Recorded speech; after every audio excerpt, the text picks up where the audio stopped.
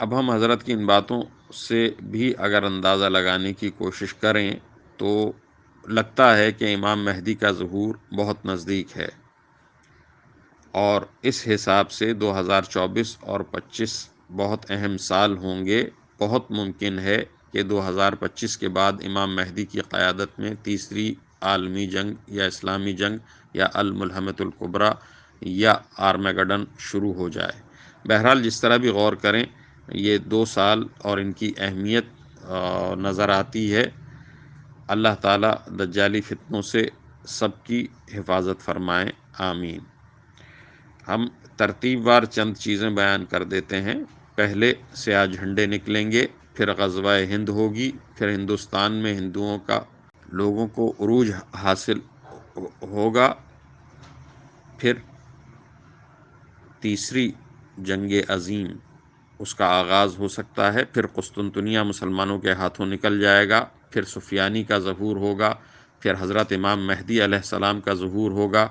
پھر سفیانی کا لشکر حضرت امام مہدی سے لڑنے چلے گا تو مکہ مدینہ کے درمیان مقام بیضا پر زمین میں دھنس جائے گا، پھر بنو قلب کا لشکر امام مہدی کے ہاتھوں شکست کھائے گا جس کو لوٹنے کا حکم رسول اللہ نے دیا ہے، پھر مشرق سے سیاہ جھنڈے عرب کی طرف طوفان بن کر اٹھیں گے، عرب کو بچانے کے لیے سارے یہودی نیوی میدان میں آئے گی اور سیاہ جھنڈوں کے ہاتھوں بری طرح تباہ ہوگی، پھر حجاز مقدس کا محاصرہ توڑنے کے لیے خلیج فارس کے نزدیک سیاہ جھنڈے دجالیوں سے زبردست معرکہ کریں گے اور محاصرہ توڑ دیں گے، پھر یہ لشکر امام مہدی علیہ السلام کی بیعت کے لیے آگے بڑھے گا اور رستے میں نجد شہر ان کی طوفانی یلغار کی لپیٹ میں آ جائے گا، پھر یہ لشکر امام مہدی کے ہاتھ پر بیعت کرے گا،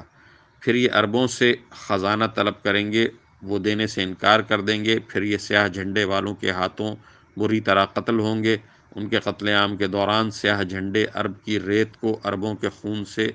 تر کر دیں گے،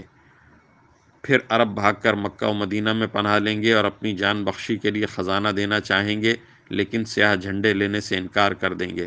پھر سیاہ جھنڈوں کی اگلی یلغار کا نشانہ مصر بنے گا جس کا ذکر احادیث میں ملتا ہے، پھر ایران کی باری آئے گی لیکن ایران اطاعت قبول کر کے جان بچائے گا،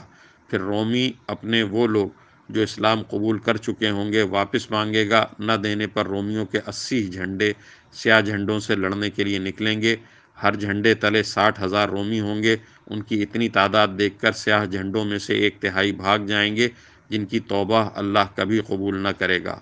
پہلے دن مسلمان ایک جماعت کو لڑنے بھیجیں گے، ساری جماعت شام تک شہید ہو جائے گی، پھر چوتھے دن تمام اہل اسلام جو کہ سیاہ جھنڈے والے ہی ہوں گے مل کر رومیوں پر حملہ آور ہوں گے، پھر وہ ایسی جنگ کریں گے کہ تاریخ انسانی میں پہلے کسی قوم نے ایسی جنگ نہ کی ہوگی، پھر فرمایا کہ وہ ایسی جنگ ہوگی کہ پہلے کبھی نہ لڑی گئی ہوگی، پھر اللہ رومیوں پر شکست مسلط کر دے گا، پھر مسلمان یعنی سیاہ جھنڈے ان کا قتل عام کریں گے، یہاں تک کہ رومیوں کے لاشوں کے پہلو سے پرندہ اڑے گا، وہ مر کر گرے گا لیکن لاشوں کے سمندر کو پار نہ کر سکے گا،